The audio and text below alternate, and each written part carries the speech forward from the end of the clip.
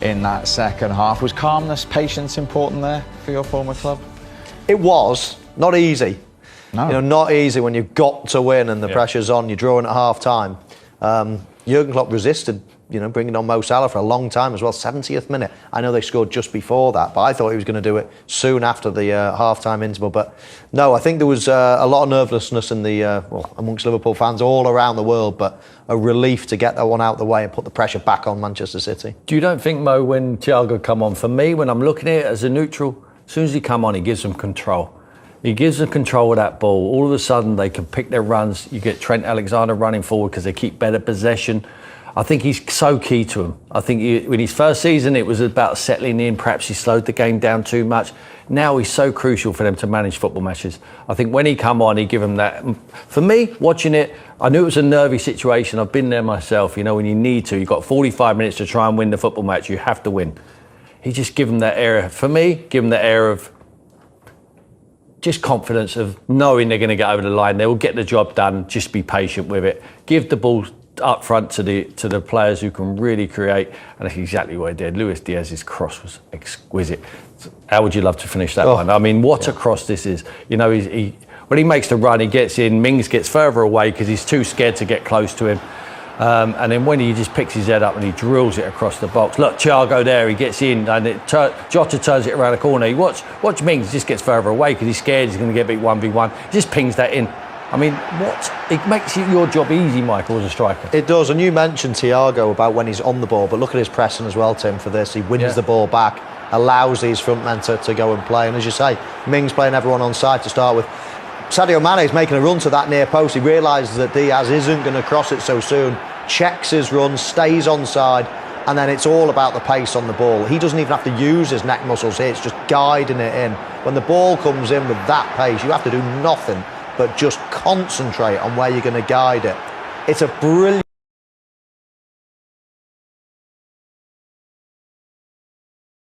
It was just cushion the header and guide it away from the goalkeeper. He did it perfectly. So what does Sadio do there? Because he's running away. Does he have a quick look where the goal is? Geography is it? We know it don't move. Yeah. So what does he know? Does the preparation before the cross comes in? Definitely. And when you've made the run at the near post and now you're staying onside and running backwards, you're actually losing pace on the ball now. You can't meet the ball, so you're really desperate for the ball to come in with pace. Otherwise, you're struggling. You're on the back foot and you can't generate any power. So now, Michael... Now he's look at him. He's running backwards. So then it kills your speed on the ball. So it's imperative that Diaz's ball absolutely fizzes at you like this, and then you can just guide it, just flick header into the far corner. I mean, everything about it is just perfect. It's such a good goal, that is.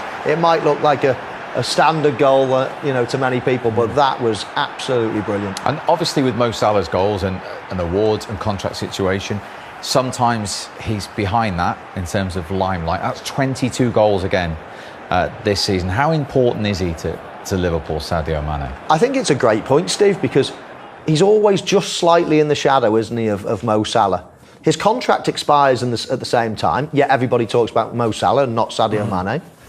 Mo Salah's always going for the golden boot, and a lot of the time he's 2, 3, 4 goals just behind him, but contributing virtually as much as Mo Salah, but just staying in the shadows slightly. So I think it's only right that we praise Sadio Mane. What a brilliant player he's been since he's been at Liverpool. You can always rely on him. He never gets injured. He's tough as anything.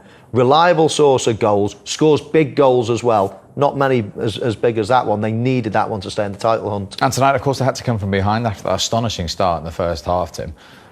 It shows character. They never panic, Steve. I think Ming plays the ball forward, clearly offside, but they don't get it, and they fail to defend it. I think you have to give credit here. That ball gets played forward. He's clearly offside there, Ollie Watkins, and he takes it forward. He cuts inside. And Alisson makes the save. You look at Matip and Van Dijk, they're appealing for the offside. As soon as that goalkeeper, Alisson, makes a save, they should stop the game. They don't. They keep it alive. They ring the box very well. They can't get it clear. And they work it very, very well. And it's an ex-Man City player there coming in at the back post, thinks he's done his old boss a favour. Douglas Luiz gives them the lead. But if you look at Tsimikas there, he just pushes Watkins into the back of Matip and he collapses. It's impossible for him to keep his feet. Look, just runs into the back of his legs. He could have headed that away. But the aggression of Douglas Luiz was fantastic and he finished it off perfectly. Terrific response from Liverpool there, Michael. It was, and it was an immediate response, Steve. You know, Mings has got to clear it. It's not that hard. Tim highlighted the central half position as being the weak link of Aston Villa before the game, and I mean, he could kick it literally anywhere forward, but don't stand on the ball. It's the worst thing you can do. After that, it was scruffy. Virgil van Dijk gets it back into a dangerous area, and his defensive partner Matip just gets a toe in to equalise. It was a great response by Liverpool, but Aston Villa will be kicking themselves that they let them back so early. And that was 1-1, and then, of course, Sadio Mane did his business. Let's go live to Villa Park. The Liverpool captain, Jordan Henderson, waiting to speak to us. Thanks for joining us, Jordan. Well done. What's the overriding emotion after coming from behind to win that one? Yeah, I think, it was a brilliant win in the end. You know, we knew it was going to be a tough game, intense game. A good side, Villa, and some good players. So we knew it was going to be difficult at times, but I thought the lads done incredibly well to keep going, digging in, finding a way to win. And show great mentality, especially early on when we go a goal down. The reaction to get one back so quick was an important moment in the game, and then we grew from that really. And overall, I think we deserved the win in the end. And was second half calmness, believing in yourselves, experience to go and get that second goal? Yeah, keep believing, staying positive, trying to create things, but also being aware of the counter attack and protecting well. And overall, like I said, we kept going, we kept pushing, and thankfully we scored a fantastic goal. Jordan, great win, but it came at a little bit of a cost, of course, with Fabinho pulling up with looks like a hamstring injury. How important now is this fit squad that you've got, so many different options there in midfield? Maybe a change of role for you as well, coming into a number 6 position. Yeah, that's probably the biggest disappointment so far of the night, really, is Fab. But hopefully, fingers crossed, it's not too bad. But we know he's a fantastic player and a big player for us, so fingers crossed he's okay. But yes, we've got to use the whole squad, especially over this period. The amount of games we've had has been really intense, and I think the lads that came in tonight done a fantastic job. And we've got to recover well because we've got another big game at the weekend. Jordan, you're fighting on all fronts at the moment, mate. You're probably 3 trophies away for being the all-time greatest captain in the history of the club. How do you feel about that? To be honest, not something I think about. You know, it's not about me at all. It's about this team, this football club, and everything that's in our mind is just to win the next game. That's the focus. The mentality, I think, has been outstanding for a long period of time. And yeah, we've just got a big few weeks there. We need to knuckle down, give absolutely everything, which I know the lads will do, and perform at the level we're capable of. And if we do that, then we've got good chances of winning games, and then we'll see where we are come the end of the season. And just finally, in terms of the Premier League, you knew you had to win. You've done that. That's all you can do now, is focus on winning those remaining games. Yeah, again, the focus is on what we can do. Tonight was a big game for us, big 3 points. Now we'll recover, get prepared for another big game in the final at the weekend, and that's all our focus is on right now. Well done tonight. Appreciate you joining us again. Thanks very much. Take care. Jordan Henderson, the Liverpool captain, live from Villa Park. From him, we can go to the manager. Here is Jurgen Klopp. Well, Jurgen, tonight to give your team massive credit for somehow finding a way. Thank you. So do I. Massive result, massive performance. After all the games we played, after the game we played on Saturday, after the early change, all these kind of things, after not a good start, where Aston Villa just did everything what hurt us a little bit. We needed time, set up a pretty new midfield, and then we need time to adapt there. But in the moment when we started playing football, it was immediately. Then you saw where the weaknesses are of a diamond system which Aston Villa played. I played around that. Very important response to the 1-0. I don't know, but I think it was offside. Yes, it was. Do you want to talk about that? Because it doesn't sound. No, it's maybe a better time to talk about it now that you've won. I mean, if you think I only speak about this thing when we lose because it's just a problem, and we have to solve that. And if it was an obvious offside situation, let's just play on. And in the end, it's okay a little bit later, whenever 3-4 passes, but we are under pressure in that moment, and they didn't really leave they stayed 30 yards in front of our goal. So for us today, not important. I mean, in general, we could really think about how we could sort that. But then response really good, 1-1, and it was clear. Yeah, we have to keep going. So mentality of the boys obviously outstanding. Loved it. Had to dig deep. In the end, fine. Aston Villa didn't. Yeah, they had obviously moments, but again, offside here, offside there, and then there were 1 or 2 moments where we had to defend them with the centre halves in the 6-yard box because of the quality of Villa, Ingsy, unbelievable, Watkins, and these kind of things. That's really tricky, but yeah, we did it, and really proud of the boys. Did you feel like in the early part of the match, with the schedule you've had, it just looks like a game too far, just for that first 20, 30 minutes? So if I start feeling sorry for us, then we have a problem. No, I didn't. I don't think that we should use that as an explanation. We caused ourselves the problems with qualifying for all the finals and these kind of things. It's positive, but it's of course hard. If we then, and of course, there's always human beings are like this. We have this. This habit to feel sorry for ourselves, but no, it was not the case. The case was that we were not really in the game, and they just went for us. So we knew before the game we have to play, and that's obviously not easy, but you have to get in control a little bit of the game, and that's what we, from the moment on when we did that, it was fine. The problem was just that we conceded that first goal. That's obviously not in the plans, but with 1-1 it was fine, and then step by step we could control it. Yeah, that control you were after, did Jordan Henderson give you that? Yeah, of course, that's a massive problem. Yeah. Fab can do that as well, but I think in the second situation he felt then something which is a big blow for us. How bad do you think that is? I don't know. Hopefully not that bad, but we don't. I don't know. Yes, of course, Hendo in good shape and played a really good game then, and that's absolutely helpful. But you have to make the decisions before the game. Nobody had any problems, and we have to play somebody. Yeah? So yeah, it's not cool, but that happens.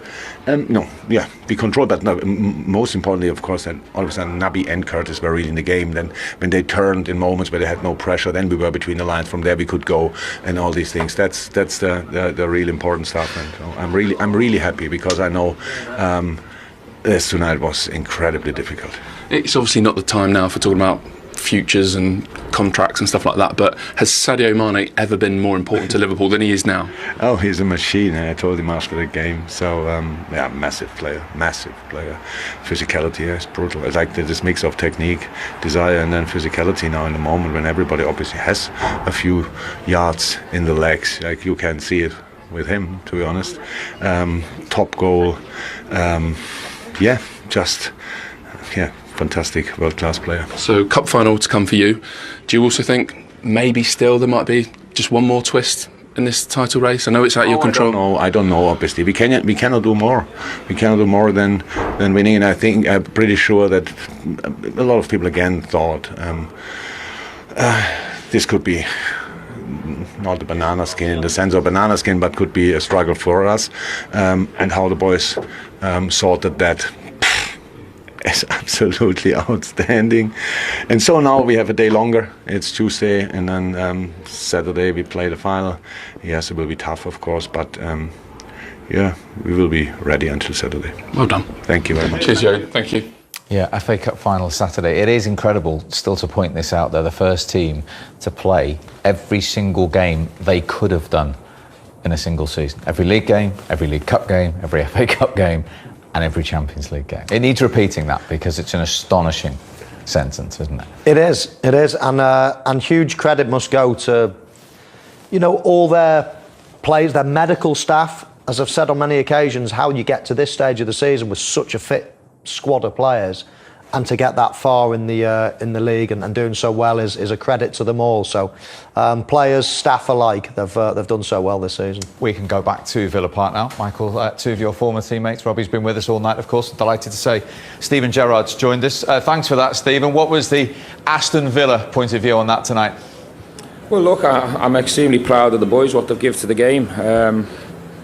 You know, we were in the ascendancy for large parts. We've had some real top moments in the game, and we've made it as difficult as we can for Liverpool. So, you know, outside of the 2 goals that we've conceded, which are obviously poor from our point of view, and of course we're frustrated with the result, but I've told the boys in the dressing room to be really proud of what they've brought to the game today. I thought they maxed out for me. We played with fight, and we showed amazing quality at times as well. As a manager, you can't really ask for much more than that. Stephen, I think with you know, watching from the outside, and you know, I mean, everyone's saying about yourself being an ex-Liverpool player and a legend for the club. Are you glad to get tonight's game out of the way? Well, look, I said it back at Anfield. I think, you know, when you go back to a place where you've spent so many years, of course, it's going to feel a bit strange, a bit weird and a bit emotional. But I've tried on both occasions just to keep me focused on Aston Villa. Try to prepare the team in the best way we can. Try and have a game plan to take something out of the game. And I thought for large periods tonight, the boys were fantastic. But yeah, you know, it does feel a little bit strange, but I think that's natural because of the relationship prior to when I came here. So you've played Liverpool twice this year, and both times you've made Liverpool work for the 3 points. Do you take a little bit of solace from that? And also, what do you need for you to do to take your team to the next level? Well, look, I think first and foremost we respect the fact that there's going to be a gap to the top sides at the moment. We're 5-6 months into the job. We need to just keep striving to improve in every department we can. We need to recruit well and keep pushing these boys as much as we can. But in terms of tonight, focusing on tonight, the game plan, everything we asked of the players to a man, they've gave everything they can. We've just come up a little bit short. I don't think we kept the lead for long enough after the first goal. That was a disappointment. And you know, at 1-1, we're okay in the game, and we have a turnover in a key area, and you can't do that against Liverpool. But listen, I'm so proud of what the players gave me tonight. Stevie, it's Mo. The league mate. position, Stevie, suggests obviously that you've improved this team since you've come in, and of course visually you have as well. In what areas do you think you've improved it, and how much further do you think you can take them? Well, look, I think we've tightened up. I think defensively we've become a team that are difficult to play against. We don't make it easy for anyone. I think outside of the Tottenham game, we've always been in games. I think we need to improve our home form. And you know, the first part of the remit was to take the team away from danger. When we took over, we were a couple of points above relegation. The priority was moving away from that. You know, in the next couple of games, there's opportunities to try and stay around the middle of that table, and that'll be a satisfactory ending. And then we can have a full pre-season with the group and try and recruit well to have a better shot next year. Yeah, Stephen, is it important to finish positively, in a positive frame of mind, with that recruitment in mind? Yeah, listen, we've got Man City on the last day of the season. I think everyone knows that's going to be a massive challenge for us. But look, we've got Crystal Palace and Burnley to come here at Villa Park. The performance the lads have gave tonight, if we can repeat that twice, it'll give us a good chance to take maximum points, and that should put us in a satisfactory position. We won't celebrate that, but it'll give us a base to go and recruit well from, and it'll give us a base to go and have a strong pre-season from. And I'm really optimistic and positive about this group of players. If we get the right support in, I believe we can keep progressing. And just finally, I know you just said to Robbie, you're glad to get tonight out of the way. Aston Villa is your focus, but in this Liverpool title race now, can you see another twist, or is it going to be very difficult for them? Well, look, you get into the stage of the season where there's more pressure, there's more heat on both teams. It wouldn't surprise me if there's more twists and turns. It's not a case of me glad this one's out the way. Obviously, when you see Liverpool, you know the challenge. You have to respect. They've got world-class players and a top manager. But I'm really fascinated to see how it plays out, and I think it goes without saying which way I want it to turn. Listen, thanks for joining us. Really appreciate it. Cheers. Thank you very much indeed. You see, he can admit now that, Michael, can't he? That he knows which way he wants to go. He can watch it. Yeah. You know what he's saying, don't you, about it being a strange evening? Definitely. Well, yeah. We knew that you know, we know where his heart is. You can't live. Probably 2/3 of his life he's been employed by that club, and that's just the way it is. But of course, Robbie said it before the game, and so did Tim. For tonight, he was totally focused with Aston Villa, you know, in his mind and his heart. So I think he will be pleased to get that one out of the way, but certainly a little bit disappointed not to pick anything up from the game. Let's get some final thoughts from Robbie. Yeah, you were down there at full time. We saw Sadio Mane come over to you. Were you congratulating him on his finish, or was it Fowler-like?